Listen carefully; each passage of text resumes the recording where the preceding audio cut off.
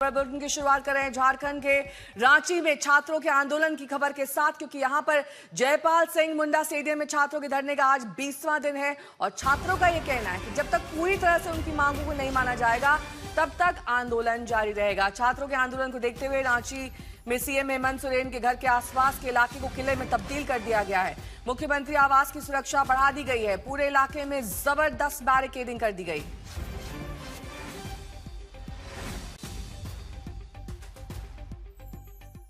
झारखंड में छात्रों के आंदोलन का 20वां दिन है, लेकिन 19वां दिन बीतते बीतते दरअसल कुछ इलाकों को पूरी तरह सुरक्षा के किले में तब्दील कर दिया गया है। ये मुख्यमंत्री आवास है हेमंत सोरेन का, और देखिए कड़ी सुरक्षा ही नहीं बल्कि बैरिकेडिंग के चलते पूरे इलाके को एक किले में तब्दील कर दिया गया है। मुख्यमंत्री आवास का यह प्रमुख प्रवेश द्वार है, लेकिन जैसे ही आप इसके जो बाउंड्री है, जो मुख्यमंत्री आवास का परिसर है, उसकी जो बाउंड्री है उस पर भी भारी बैरिकेडिंग कर दी गई है। बैरिकेडिंग के चलते इस पूरे इलाके को भारी सुरक्षा में तब्दील कर दिया गया है। छात्रों के विधानसभा मार्च के बाद हमने तस्वीरें देखी थी और कुछ इस तरह की बैरिकेडिंग आगे 500 मीटर के पूरे रास्ते पर सड़क के दोनों तरफ कर दी गई है। इलाके में सुरक्षा को देखते हुए कहीं प्रशासन को ये अंदाजा तो नहीं कि छात्र एक बार फिर कहीं विधानसभा मार्च के बाद अब मुख्यमंत्री आवास का घेराव कर, और ऐसी संभावनाओं को देखते हुए पूरे इलाके को एक किले में तब्दील कर दिया गया है।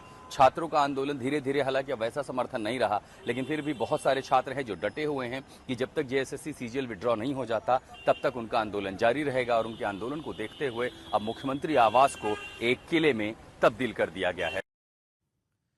तो झारखंड में छात्रों का धरना जारी है, लेकिन धरने के 20वें दिन ये सवाल खड़ा हो रहा है कि ये आंदोलन कब तक चलेगा। छात्र तो कह रहे हैं कि जब तक सारी मांगे पूरी नहीं हो जाती हैं तब तक वो आंदोलन करते रहेंगे, लेकिन धरना स्थल पर छात्रों की संख्या कम हो गई है। साथ ही सरकार की तरफ से वार्ता को कोई प्रस्ताव नहीं आया है, इसीलिए अब आंदोलन के भविष्य पर सवाल उठने लगे।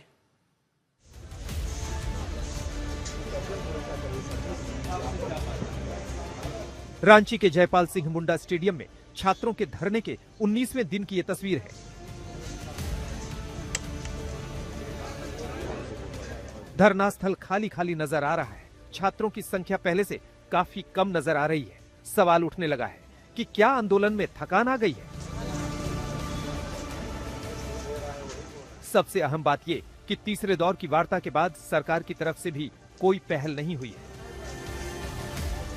यहाँ पर भी दरअसल अब चिंता इस बात की है कि आंदोलन को आगे कैसे ले जाए, क्या कोई आगे मिशन बचा है, क्या कोई उद्देश्य बचा है। अब ज्यादातर जेपीएससी के छात्र चले गए, लेकिन सीजीएल की अनियमितताओं के खिलाफ छात्र यहाँ पर डटे हैं जो इसके पीड़ित हैं। रास्ता आखिर निकले कैसे? वो कह तो रहे हैं कि आंदोलन चलेगा, जो हैं वो यहीं डटे हुए हैं, लेकिन ये आंदोलन आगे क्या जाएगा, इसकी भूमिका क्या होगी, उद्देश्य क्या होगा। सरकार की तरफ से वार्तालाप के लिए कोई प्रस्ताव नहीं आ रहा है, और अगर ऐसे में प्रस्ताव नहीं आता है तो छात्रों के लिए मुश्किल है कि आंदोलन को किस दिशा में कैसे चलाएंगे। इन तमाम चुनौतियों के बीच ये छात्र कुछ मोर्चा डालकर अड़े हैं, कुछ घर जा चुके हैं, कुछ इंतजार में है कि आखिर रास्ता कैसे निकलेगा।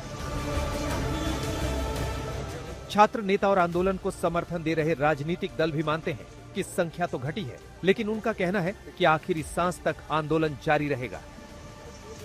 संख्या कम होगी फिर बढ़ेगा, फिर कम होगी बढ़ेगा। एक नहीं कहते हैं युद्ध फिर विराम फिर युद्ध, जो चलता रहता है वही अभी परिभाषा है। अभी युद्ध करके आए हैं, कुछ थके हैं, इसलिए विराम की अवस्था में, फिर युद्ध की तैयारी में होंगे, लेकिन ये आंदोलन चलेगा। क्योंकि अब बिना रिफॉर्म के अगर रुक गए तो फिर आने वाले समय में भी इसी प्रकार सीटों को बेचा जाएगा। मत तो आखिरी सांस तक जवाब नहीं देगी। यहाँ पर जैसे जितने भी लोग हैं आखिरी सांस तक यहाँ पर रहेंगे, और जितना हो पाएगा लोग अभी बिहार से, हरियाणा से, जहाँ से भी हो पा रहा है लोग आ रहे हैं, ज्वाइन कर रहे हैं हम लोगों को। अभी आज जो संख्या है ना, मैं देख रहा हूँ जो कम्युनिकेशन ग्रुप है, व्हाट्सएप बनाया गया, लगातार अपील की जा रही कि आंदोलन खत्म नहीं हुआ, आइए सपोर्ट कीजिए। क्या हो गया, वो सपोर्ट क्यों नहीं मिल पा रहा है? अभी क्या है ना कि सब अपने डे टू डे लाइफ में थोड़ा बिजी है, सबको थोड़ा थोड़ा टाइम निकाल के सब इंडिविजुअल करके आ रहे हैं। जैसे ही कोई रैली या मार्च जैसे ही कोई निकलता है सब फिर वापस से आंदोलन के भविष्य पर उठते सवालों के बीच छात्रों को समर्थन देने देर शाम धरना स्थल पर बीजेपी नेता और पूर्व सीएम रघुवर दास पहुंचे। धरना स्थल पर कुछ देर बैठकर छात्रों से बात की। उन्होंने सरकार से सीबीआई जांच की मांग की। लोकतंत्र में ये जो हमारी जनता है यही मालिक है, डाउन करो। इसलिए मैं सरकार से अविलंब मांग करता हूं,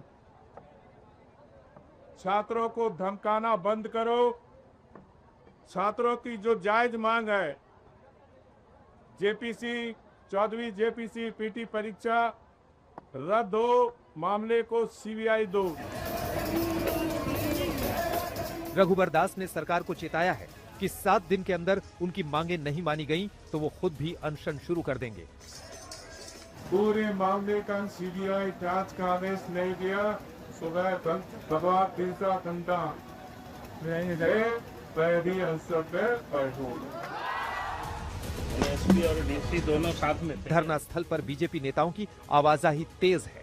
साफ तौर पर छात्रों का आंदोलन बीजेपी और इंडिया गठबंधन की लड़ाई में भी तब्दील होता नजर आ रहा है। अगर आपका उद्देश्य ही हंगामा करना है, यानी कि कल झारखंड सरकार के 4 मंत्री मीडिया के बीच आए और बीजेपी पर गंभीर आरोपों की झड़ी लगा दी।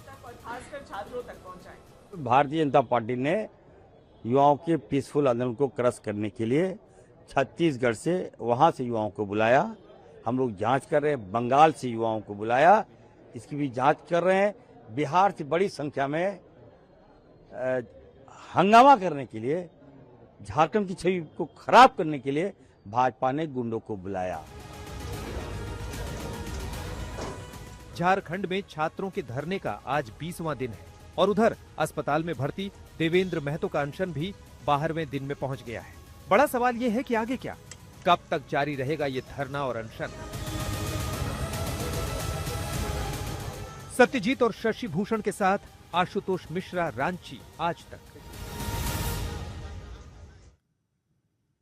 शशि भूषण मेरे सहयोगी जुड़ गए इस वक्त तमाम जानकारी के साथ। शशि भूषण, झारखंड सरकार ये दरअसल सवाल उठा रही है और ये आरोप भी लगा रही है कि बीजेपी के लोग पड़ोसी राज्यों से गुंडों को बुला रहे हैं ताकि इस पूरे आंदोलन को हिंसक बनाया जा सके। इस आरोप में कितना दम है?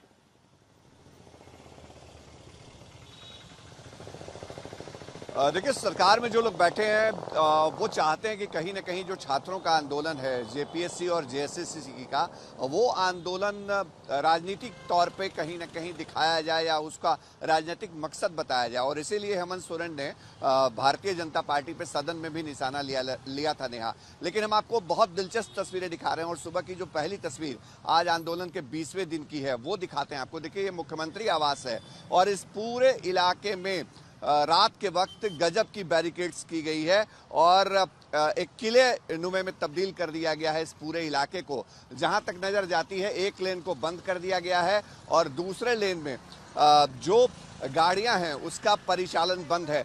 ये मुख्यमंत्री आवास का ही पूरा प्रेमिसेज है और ये पूरी सड़क आपको जहां तक नजर जाएगी, हमारे सहयोगी नदीम दिखा रहे हैं। देखिए, हर जगह आपको पूरा बैरिकेड्स नजर आता है और किलेबंदी है और इस तरफ भी देखिए हर जगह पुलिस बल की तैनाती है। क्योंकि एक अपडेट जो देवेंद्र नाथ महतो ने एक पत्र भी लिखा और जानकारी भी दी कि आंदोलन अभी खत्म हुआ नहीं है और ऐसी खबरें भी आ रही हैं कि आगे आने वाले दिनों में मुख्यमंत्री आवास का घेराव किया जा सकता है आंदोलनरत छात्रों की तरफ से। जैसे हमने देखा रांची में विधानसभा मार्च हुआ था, उसी तर्ज पे आगे जो मुख्यमंत्री आवास का घेराव है वो हो सकता है। और ये देखिए, जहां तक नजर आपकी जाएगी ना, कैमरे की नजर जहां तक जा रही है वहां तक इसी तरह के बैरिकेड्स हैं। राजभवन यहीं पर है, मुख्यमंत्री आवास यहीं पे है और सरकार भले ही कह रही हो राजनीति की बात, लेकिन कहीं ना कहीं छात्रों का आंदोलन आगे तेज हो सकता है, इसकी आशंका सरकार। बहुत बहुत शुक्रिया इस तमाम जानकारी के लिए आपका। तो झारखंड में छात्रों के आंदोलन पर बीजेपी और कांग्रेस के बीच जुबानी जंग तेज है। रांची से लेकर दिल्ली तक दोनों दल एक दूसरे पर हमलावर है। उनको जो है माफी भी मांगनी चाहिए, सरकार से समर्थन वापस लेना चाहिए और उनको ये दिखाना चाहिए कि वो छात्र हितों के साथ हैं। अन्यथा ये लगेगा कि वो सोरोस के एजेंडे पर काम करते हैं। जहां जहां मोदी विरोध है, जहां जहां देश का विरोध है, जहां जहां कम्युनल टेंशन है, वहां वहां राहुल गांधी जी नजर आएंगे और उनकी पार्टी नजर आएगी। ये जिन्ना से भी बदतर पार्टी के नेता है। झारखंड पे मैं चुप नहीं हूं, झारखंड पे मैं चुप नहीं हूं। प्रेस कॉन्फ्रेंस में मैंने सीधा क्लियरली बोला है, we do not appreciate any violence against our students. मैं चुप नहीं हूं, खुल के बोल रहा हूं, ठीक है। हमें लगता है कि अंग्रेज शासन में भी इस तरह की आंदोलनकारी की पिटाई नहीं की गई।